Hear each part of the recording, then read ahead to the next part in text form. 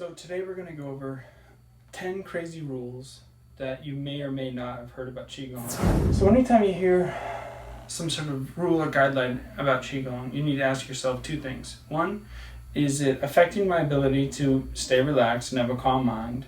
And two, is it affecting my circulation or my microcirculation? Okay, question number one. Should I do Qigong with a full stomach or close to eating? So you ask yourself, is that affecting my ability to relax? Well, if your stomach is too full, then yes, it will. It will make it so you can't take a deep breath and you'll feel uncomfortable. And secondly, eating too much definitely affects your circulation because it pulls the blood in towards your intestines for digestion. Question two.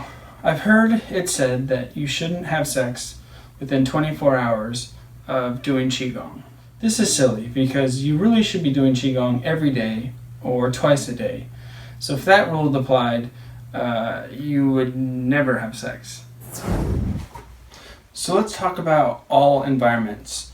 Too hot, too cold, windy, AC, ugly environments. You still need to think about the two questions.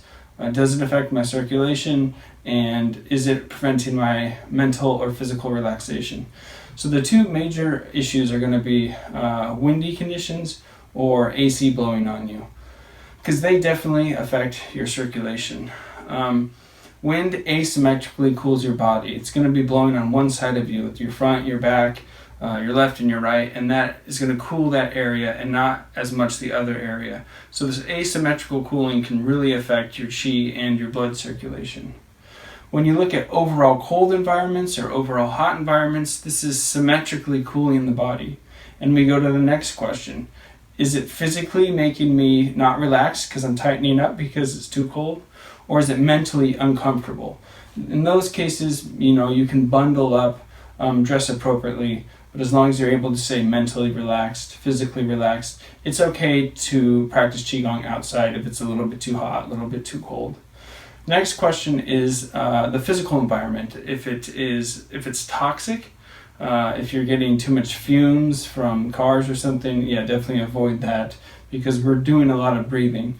And then little things like dogs barking or a car backing up and stuff, you should be able to relax through it. It's good training to relax through it, and those are less of a concern. Another thing that I've heard people say is that you shouldn't pee after doing Qigong.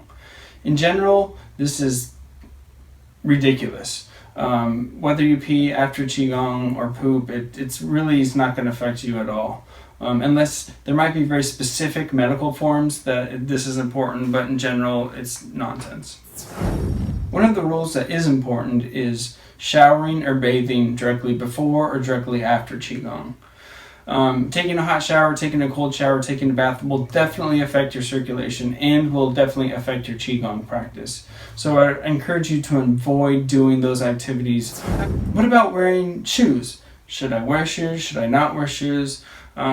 Sometimes going barefoot, people talk about grounding and being connected with the earth. But sometimes people say, hey, that my feet are cold and that's not very comfortable. So we go back to our two main points. One, can you relax? If it's comfortable going barefoot, great. If it is uncomfortable, it's probably not a good idea. The other thing is, how cold are your feet? If it's freezing outside and your feet are very cold, maybe then you should put some shoes on or put some socks on. But in general, it doesn't matter either way as long as you're comfortable, you're able to relax, and your feet aren't too cold.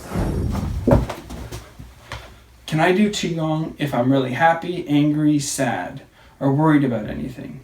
Qigong can be great to do if you have emotions. It's a great way to harmonize emotions and calm the mind. With that said, if you aren't feeling calmer and cooler, more balanced within the first 3 to 5 minutes, I would suggest maybe just taking a break. A really good question that is applicable to a lot of people is, can I do Qigong after drinking coffee? This is something that's very applicable to me because I tend to do Qigong in the morning and I love my coffee. And it can be good to help me get my bowels going and stuff before I do my Qigong practice. The problem is if you drink it too much where you have a very full stomach and now it's going to mess with your circulation as your body is processing all this fluid. Or again, if you drink too much and you can't relax mentally, your mind is going too fast.